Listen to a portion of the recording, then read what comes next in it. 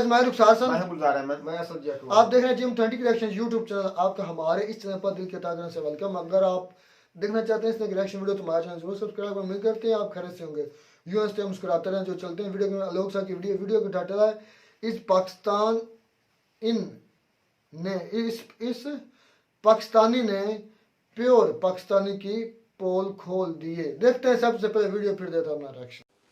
नमस्कार दोस्तों, DD red के एक और एक्शन वीडियो में आप सभी का स्वागत है। मैं हूं आलू। तो आज जो वीडियो मैं लेकर आया हूं वो वीडियो है कैटलिस्ट रिकॉर्ड्स का और इसका टाइटल है India to be large telecom equipment exporter in next 3 years।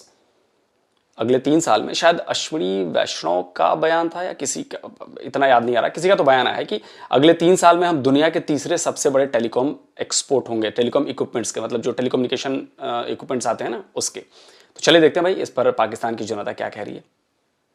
आज का मेरा आज से टॉपिक ये है कि अगर हम टेलीकॉम इक्विपमेंट्स की बात करें तो भारत आने वाले 3 सालों में पूरी दुनिया का लार्जेस्ट एक्सपोर्टर बनने जा रहा है।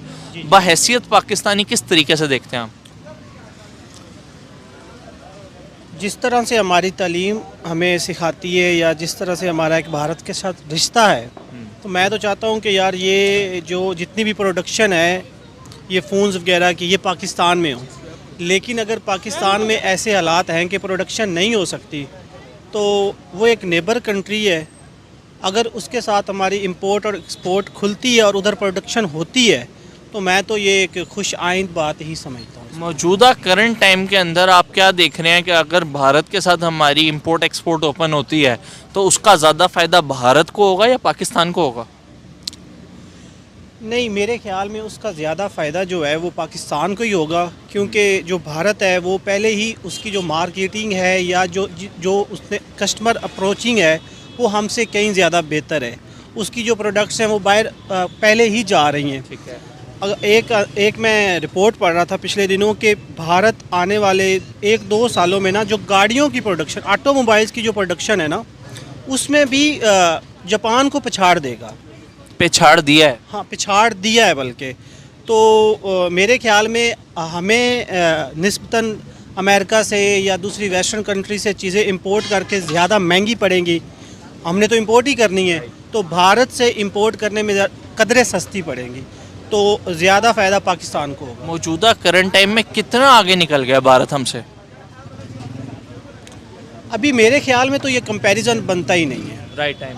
हाँ, क्योंकि भारत टेलीकम्युनिकेशन में, आईटी में बहुत ही आगे है। टेक्नोलॉजी वाइज भारत बहुत ज़्यादा आगे है, लिहाजा भारत के साथ अभी हमारा जो कंपैरिजन है ना वो बनता ही नहीं है। इधर तो कोई आने के लिए तैयार ही नहीं है। कोई पता नहीं कब हमारा जो कोई ट्रेटर आ जाए वो किसी भी सेटल्ड हुकूमत को गिरा दे, तो हमारा कोई मतलब उनके साथ कंपैरिजन नहीं। अच्छा, आईफोन की अगर बात कर लें तो आईफोन की भी मैन्युफैक्चरिंग पहले चाइना के अंदर हो रही थी, अब वो सारी शिफ्ट कर गई है भारत में। पूरी दुनिया इस टाइम मतलब जो है वो भारत के ऊपर डिपेंड कर रही है। क्या हमें भी अपनी डिपेंडेंसी अब भारत पे शो करनी पड़ेगी आने वाले टाइम में? एक होती है अच्छे की उम्मीद। ठीक है। हमें अच्छे की उम्मीद रखनी चाहिए कि अल्लाह ना करे कि डिपेंडेंसी भारत पर हो, लेकिन जिस तरह के हालात हैं तो उससे तो यही लगता है कि एक दिन हमें उन पे डिपेंडेंसी करनी पड़ेगी। कैसा लगेगा अगर पाकिस्तान भारत के साथ ट्रेड कर रहा हो और भारत ही की करेंसी में कर रहा हो? क्योंकि अब तो सारी कंट्रीज भारत की करेंसी में उनके साथ ट्रेड कर रहे हैं। मैं जिस तरह से मैंने पहले कहा कि हमें तालीम दी जाती है, भारत के साथ जो रिश्ता है वो हमें बताया जाता है, समझाया जाता है, तो अच्छा तो ऑफ कोर्स नहीं लगेगा एज अ पाकिस्तानी, लेकिन सर्वाइवल के लिए अगर हमें करना पड़ता है तो डेफिनेटली करेंगे। अच्छा क्यों नहीं लगेगा? आपको नहीं लगता कि जो कौम तरक्की कर रही है, जो मतलब अपने आप को बिल्ड कर रही है, मतलब या तो हम अपने आप को बिल्ड कर लें या जो कर रहा है उसको अप्रिशिएट करें? या तो आप ऐसा करें ना कि हमारी जो तालीम है वो हमें इस तरह से दें कि वो जो एक खून में हमारे अंसर है दुश्मनी का भारत के साथ, हमें ये ना बताएं कि हमें हमारी 3 जंगें हो चुकी हैं। हमें ये ना बताएं कि कश्मीर हमारा शहर अक से हमें ज़्यादा करीब है और उस पर भारत ने कब्ज़ा किया और एक दिन हमने उसे वापस लेना है। वो मुस्लिम है, हालांकि मुस्लिम तो उधर पाकिस्तान से ज़्यादा हैं, तो हमें ये ना बताएं आप लोग, ये तालीम ना दें, तो हमारा जो ये ख्याल है कि हमें अच्छा नहीं लगेगा तो बाद में अच्छा लगेगा, क्योंकि जो भी तरक्की कर रहा हो उससे उससे जलना नहीं चाहिए। मुझे ये बताएं, कश्मीर लेने के लिए क्या कर रहे हैं हम लोग आजकल के टाइम में? कश्मीर लेने के लिए हम अपनी फ़ौज को 80% बजट दे रहे हैं और तो कुछ नहीं कर रहे। और जो गिलगित वाले और बाकी जो हमारे सूबे वाले इस टाइम परेशान है, एहतजाज हो रहा है वहाँ पे, तो आपको नहीं लगता कि हम जो मौजूदा हमारे पास है उस पर ज़्यादा ध्यान देना चाहिए? नहीं वही ना, हम असल में दुश्मन के बच्चों को पढ़ा रहे हैं और अपने बच्चों को नहीं पढ़ा रहे। तो जाहिर सी बात है हमें अपने बच्चों को पढ़ाना चाहिए, जो अपने मसाइल हैं उनको हल करना चाहिए। ये जो हमें एक फक्की बेची जा रही है कि कश्मीर आज़ाद कर, मेरी एक बात सुने, अगर हम कश्मीर को अपना एक अटूट अंग या हिस्सा मानते हैं तो क्यों नहीं जंग करते? क्यों नहीं करते सर? क्यों नहीं करते बताएं आप। हम इतना फ़ौज को इतना बजट देते हैं, हमारे पास एटॉमिक बॉम्ब है, हम कहते हैं कि हमने कश्मीर को आज़ाद करवाना है, तो हम क्यों नहीं लड़ते उनसे, क्यों नहीं छीन लेते उनसे कश्मीर? लेकिन हम ये कभी नहीं करेंगे क्योंकि हमें हर साल बजट लेना है कश्मीर के नाम पे। कश्मीर पे मकबूजा कश्मीर को हमने बेचना है आवाम को, उसके नाम पे हमें 5 साल बाद सियासत करनी है, आवाम से वोट लेना है और हमारे इदारों ने बजट लेना है। सर हम सिर्फ यही बात नहीं है सर, कश्मीर के नाम पर 3 तो चलिए मान लेता हूं मैं कि 3 तो जो वैसे तो चारों लड़ाइयां उस पर हुई, लेकिन मैं 3 मानता हूं कि बिल्कुल कश्मीर के नाम पर हुई। और इन तीनों लड़ाइयों में क्या हुआ ये किसी से छुपा नहीं है। और रही बात कश्मीर की, तो आपके आर्मी जनरल और बाकी लोग ही कहते हैं यार कि कश्मीर लेना पाकिस्तान के बूते की बात नहीं है। सुन लीजिए। आजमें देखें आपकी कश्मीर पॉलिसी है क्या। आप पहले कश्मीर की कीमत तय करें कि क्या पाकिस्तान उसके लिए किस हद तक जाएगा। क्या आप जंग करने को तैयार हैं? क्या आप बाकी पाकिस्तान को रिस्क पे डालेंगे? ये अखलाकी और सफारती उससे नहीं होता। ये कश्मीर तो जब भी हल हुआ ना, ये इसी बैलेंस ऑफ पावर पे होगा। जो मुल्क ज्यादा ताकतवर होगा, आप इंडिया की भी देखिए, वो सारी फौज लगा देंगे, सारा बजट लगा देंगे, लेकिन वो इसको हाथ से जाने नहीं देंगे। तो अगर आपको लगता है कि आप कश्मीर ले लेंगे तो ये तो मतलब ये नामुमकिन है, नामुमकिन है। जंग के लिए चाहिए होता है पैसा, जंग के लिए चाहिए होता है तेल, जंग के लिए चाहिए होता है असला, जंग के लिए चाहिए होता है बारूद, और उन सब में आप इंडिया से बहुत बहुत बहुत बहुत पीछे हैं। रही बात वो जज्बे की, तो यार देखो जज्बा तो 4 जंगों में खूब दिखा हमें पाकिस्तानी फौज का। क्या कर लिया आज तक पाकिस्तानी फौज ने, बेचारी कश्मीर तो ले ना पाई। क्या कहें, उल्टा बांग्लादेश गवा बैठे, आधा मुल्क चला गया, उल्टा सियाचिन गवा बैठे, वहां भी इंडियंस बैठे हुए हैं, उल्टा सिंधु देश गवाने के कगार पर पहुंच गए हैं, बलूचिस्तान गवाने के कगार पर पहुंच गए हैं, गिलगित बाल्टिस्तान गवाने के कगार पर पहुंच गए हैं। बातें बड़ी बड़ी करने से कुछ नहीं होता। मैं तो कहूंगा पाकिस्तान की जनता से कि वो चढ़ाई कर दे पाकिस्तानी सेना पर और कहे कि भैया हमें कुछ भी हो जाए, हम 22 करोड़ की फौज बन जाते हैं और चलो हम कश्मीर लेकर आते हैं। क्यों नहीं करती जनता पाकिस्तान की? जब आपको लगता है कि कश्मीर तो हमारा, तो भाई 22 करोड़, जिसमें पाकिस्तानी सेना भी शामिल है, 22 करोड़ की आवाम एक साथ हथियार लेकर कश्मीर के लिए टूट पड़े, तब देखेंगे मजा। बिल्कुल करिए सर, बिल्कुल करिए। हमारे मौजूदा प्राइम मिनिस्टर ये जो शहबाज शरीफ साहब हैं, वो ये स्टेटमेंट देते हैं कि भारत से हमारी अब तक जितनी भी जंगें हुई हैं उसमें ज़्यादा नुकसान पाकिस्तान को ही हुआ है, भारत को नहीं हुआ। यहाँ पे गुर्बत बढ़ी है, यहाँ पे महंगाई बढ़ी है उन जंगों की वजह से। जी जी बिल्कुल, ये जो वो बात करते हैं ना कि भारत को इसका इसलिए भी नुकसान नहीं हुआ कि इधर जंगें हुई, आवाम का जो एतमाद है पाकिस्तान का वो फ़ौज की तरफ ज़्यादा चला गया। तो इधर जो पॉलिटिकल सिस्टम है ना वो कमज़ोर हो गया, बिल्कुल कमज़ोर हो गया। पुलिसियाँ ना बन सकी, आवाम गुर्बत का शिकार हो गई, अच्छी पुलिसियाँ नहीं बनी। लेकिन उनका जो पॉलिटिकल सिस्टम है वो 3 जंगों के, उनकी चाइना के साथ भी जंग हुई है, लेकिन उसके बावजूद वो जो उनका पॉलिटिकल सिस्टम है वो मजबूत रहा है। उनकी जो इस्टेब्लिशमेंट है ना वो कभी उनके पॉलिटिकल सिस्टम पे हावी नहीं हुई, तो लिहाजा हमें ज़्यादा नुकसान हुआ है। सर हम चाइना को, पॉलिटिकली हमें ज़्यादा नुकसान हुआ है और इकोनॉमिकली हमें ज़्यादा नुकसान हुआ है। जाहिर सी बात है वो एक बड़ा देश है, वो अगर हमें हमारे जितना अगर उनको नुकसान होता है ना तो वो एक बड़ा देश है, वो उसको कवर कर लेगा और हमें ज़्यादा टाइम लगेगा कवर करने के लिए। तो हमें मुझे ये बताएं, मौजूदा करंट टाइम में अगर जंग हो जाती है तो क्या देख रहे हैं आपके पाकिस्तानी लड़ेंगे, क्या करेंगे? मेरे ख्याल में जो जंग है ना वो तो एक बड़ी, जिसे हम जंग कहते हैं ना कि एक बड़े पैमाने पे जंग हो, वो पॉसिबल नहीं है, वो नहीं होगी। लेकिन इकोनॉमिक वार में देखा जाए तो वो नंगा नहीं कर दिया भारत ने पाकिस्तान को इकोनॉमिक वार के अंदर? मैं कहता हूँ नंगा करके पता नहीं क्या क्या कर दिया है। वो अभी तीसरे चौथे नंबर पे है। 5वीं बड़ी इकोनॉमी है, तीसरी बनने जा रही है। बिल्कुल तीसरी बनने जा रही है। उसने जापान को पीछे पिछाड़ दिया है, वो अमेरिका को पीछे छोड़ने वाले हैं। और आप बात करते हैं पाकिस्तान बामुकाबला भारत की, वो कि इकोनॉमिक वार जोन पे। अच्छा, मैं नेट पे स्क्रॉल कर रहा था तो मैं देख रहा था उनकी तरफ से स्टेटमेंट आती है कि अब आप हमारे साथ मुकाबला ना किया करें, आप सोमालिया, जो इस तरह की कंट्रीज़ हैं उनके साथ अपना कंपैरिजन किया करें, क्योंकि अब तो बांग्लादेश भी आपसे आगे निकल गया। जी जी, वो इस बात पे बिल्कुल ठीक कहते हैं। हमें उनके साथ अभी कंपैरिजन कभी भी नहीं करना चाहिए।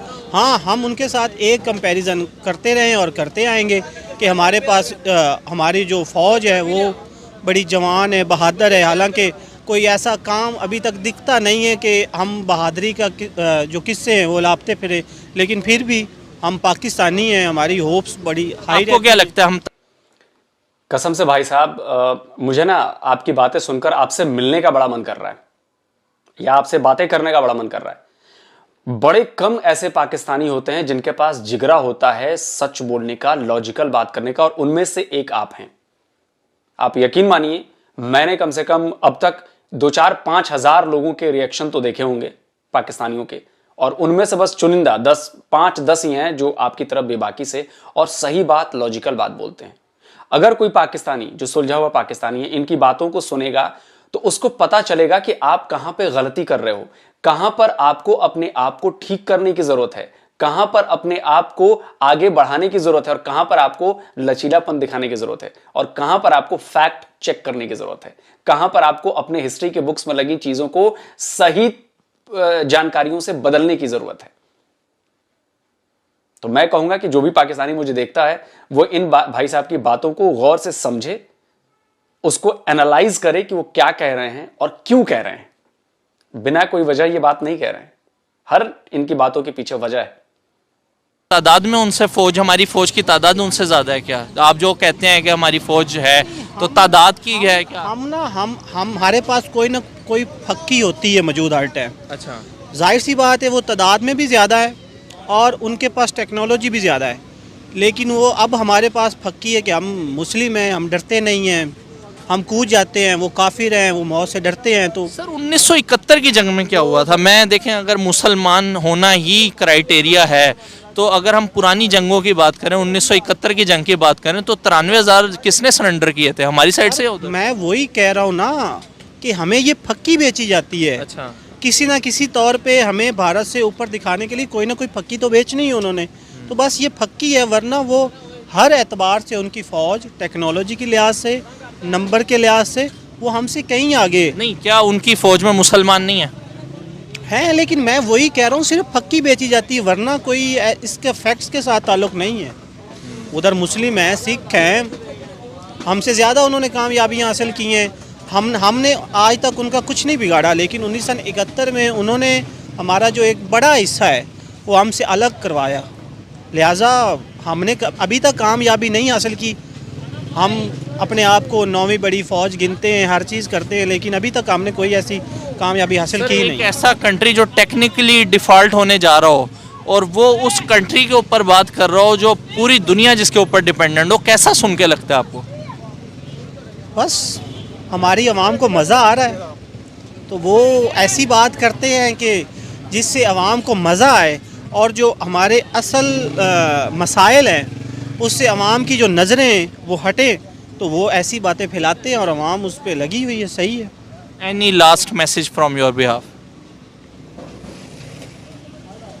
क्या दे सकते हैं, बस यही है कि ये हालात ज़रा अगर और माड़े कहते हैं ना कि मेरा ये ख्याल है, वैसे हो सकता है कि ये ख्याल सही ना हो, कि अरब में जब आप सल्लल्लाहु अलैहि वसल्लम आए थे ना, तो उधर जो दौर था वो तारीख़ तरीन था, जहालत भरी थी, तारीख़ तरीन दौर था। तो हमेशा जो चिराग जलता है ना, तो वो वहीं चलता है जहाँ तारीख़ी हो। मेरे ख्याल में तो जो हमारे हालात हैं ना वो और तारीख़ी की तरफ जाएंगे, हो सकता है कोई ऐसा रहनुमा होए या फिर अवाम जो है वो खुद खड़ी हो जाए, बगावत कर दे और बगावत करके कोई एक इस्टेब्लिशमेंट बनाए या हुकूमत बनाए खुद खड़े होके, फिर है हालात तब्दील हो सकता है। वरना आज भी आप पूछे ना, आधी अवाम का जो लीडर है वो नवाज शरीफ है। अगर हमारी अवाम, आधी अवाम का जिसमें यूथ भी शामिल है, वो लीडर जो पाकिस्तान आ ही नहीं रहा, जो पाकिस्तान आ ही नहीं रहा और जिस पे बाकायदा जजमेंट है कि ये चोर है, भागा हुआ है, वो अभी आप इधर 10 बंदों से पूछेंगे ना तो 5 बंदों का जो लीडर होगा ना वो नवाज शरीफ होगा। तो आप अंदाज़ा करें कि ऐसी कौम जो एक चोर को, जो एक भागा हुआ है, उसको लीडर तस्वर करती है और उसमें सिर्फ हमारे पुराने लोग नहीं हैं, यूथ भी शामिल है। तो आप मुझसे कैसे कह सकते हैं कि मुझे क्या उम्मीद हो सकती है कि पाकिस्तान तरक्की करेगा, ये हालात बेहतर हो जाए। हम तो अभी यही सोच रहे हैं कि अगर असबाब बनते हैं तो ये कंट्री छोड़ें और जाएं। मैं सख्त खिलाफ होता था, ये जो बाहर चले जाते हैं ना, सख्त खिलाफ। सार भाई आज तो जो भाई इंटरव्यू दे रहे थे, आपकी सारी जुबान, मैं कह रहा हूँ आपकी जुबान बोल रहे थे कि आलोक सर ने भी बोला है कि ये जो आपकी पाक फौज है ना, ये चूरन बेचती है कि कश्मीर के नाम पर बजट भी खाती है, और भाई 5 साल बाद जो सियासतदान भी है वो भी ये चूरन बेचते हैं, वे कश्मीर के नाम पर वो इंटरव्यू अपना चूरन बेचते हैं और वोट ले जाते हैं। तो क्या सर भाई, मैं तो तैयार हूँ कश्मीर के लिए लड़ने के लिए, क्या तुम तैयार हो? जब तुम्हें दिमाग में आया होगा ना कि मैं कश्मीर के लिए लड़ने के लिए तैयार हूँ, तो मैं उससे 10 साल पहले सोच चुका हूँ कि मैं आपसे पहले तैयार था। 10 साल पहले? हाँ जी सर। अच्छा, क्या करने जाओगे कश्मीर के अंदर? कश्मीर पर लड़ने से पहले अच्छा। मैं जितने भी पाकिस्तान के करप्ट सियासतदान है पहले उन्हें मार दूंगा। उन्हें बिल्कुल नहीं, मेरा सवाल ये नहीं, मैं आपको सीरियस समझाता हूँ, सीरियस आलोक मेरा सर की बात का मैं बिल्कुल जवाब दूंगा। मेरी तो बात सुने, मैं मैं तैयार हूँ, क्या करने जाएंगे हम कश्मीर नहीं के अंदर? यार, हर मसले का हल मारने मारना मराने मराने पर ही है। पर आपका तो माइंड ये है कि मैं मार दूंगा, बम दो लगा चीजें दूंगा। दुनिया में बहुत बहुत जल्दी जो है ना जुल्म को और ज्यादती को मिटाती हैं, वो है मौत का खौफ। समझ में आई? जिस बंदे के अंदर मौत का खौफ होगा ना, वो कभी भी जुल्म और ज्यादती को मिटा नहीं सकेगा।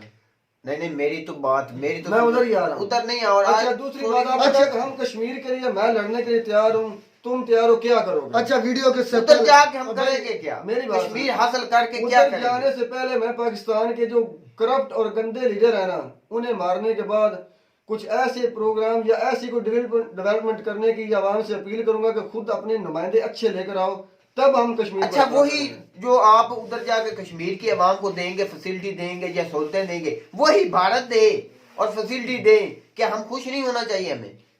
हमें कश्मीर की आवाम के मुताबिक चलना होगा। अगर वो चाहते हैं कि हम आज़ाद होकर अलग अपना मुल्क बनाएं, तो मैं बजाते खुद कहता हूं, तो फिर बनाए, सिंधु देश भी बनाए। वो तो सिंधु देश भी बनाए, बलोचिस्तान भी देश बनाए। मेरी एक बात सुने, वो उनकी भी राय कि हमें ज़बान बोलते हैं ना, बलोचिस्तान की, खैबर पख्तूनख्वा की, समझ में आई? जब ये बात आप बोलते हैं ना ज़बान से, तो हकीकत में देखें ना तो आप इंडिया की ज़बान बोलते हैं।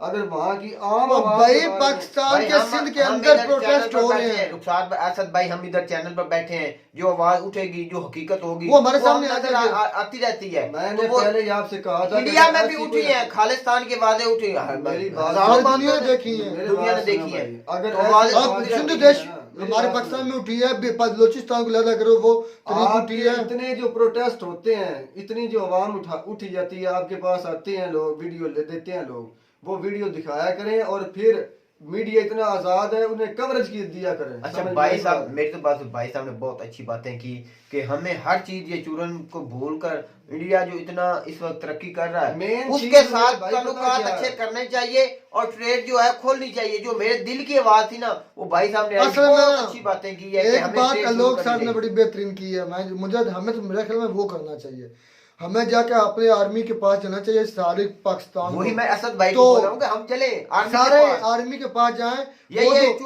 वो जो इस नाम पर अपना हमसे बजट ले रहे हैं, वो इस नाम पर हम सियासतकार हैं, इस नाम पर हमारा सारा दाव पर लगा हुआ। हमारा अब हम हमारी समझ लें कि थाली से नवाला खींचा गया है सिर्फ इसी नाम पर कि हमें कश्मीर लेना है, हमने वो कर लें, जो आता नया वो यही बयान दे। तो हमें अब क्या करना चाहिए, हमें सब पूरी कौम को मिलकर फौज के पास जाना चाहिए कि आप हमारे आका हैं, आप हमें बताएं अगर आप तैयार हैं, बल्कि आप हमें असला दें, हमें आप सारा कुछ दें, हम आपके आगे चलते हैं, आप हमारे पीछे चलिएगा। तो चले चलते हैं कश्मीर आजाद कर, लग पता नहीं हकीकत क्या है। हकीकत ये नहीं है कि वो लड़ना चाहते हैं, वो अपना बजट लेना चाहते हैं। लोग हैं, मेरी बात सुने, आर्मी में जो लोग हैं दुनिया के किसी और हिस्से से आए हैं या पाकिस्तान के ही हैं? पाकिस्तान के ही हैं, पाकिस्तान के ही है ना। तो मेरे भाई जितना हमें जज्बा है ना लड़ने का, बहुत जज्बा उतना उनमें भी है, बहुत समझ में आई जज्बा है? है, बहुत। भाई हम मेरा कोई कजन भी जज्बा था, नहीं है भाई, समझ कोई लास्ट दिनों वो आर्मी का था, तो मेरे हम एक दस्तरखान पर बैठे खाना खा रहे हैं, तो मैंने कहा कि यार हम तो आर्मी के खिलाफ बहुत हो गए हैं, तुम तो आर्मी के बंदे मेरे पास भी बैठे, मैंने मजाकन कह दिया, तो मुझे नहीं अच्छा लगता तुम मेरे पास बैठो। तो उसने कहा कि ये हमें हमारी आवाम को और फौज को एक दूसरे के खिलाफ लड़ाने के लिए ये ब्रूनी साजिश है।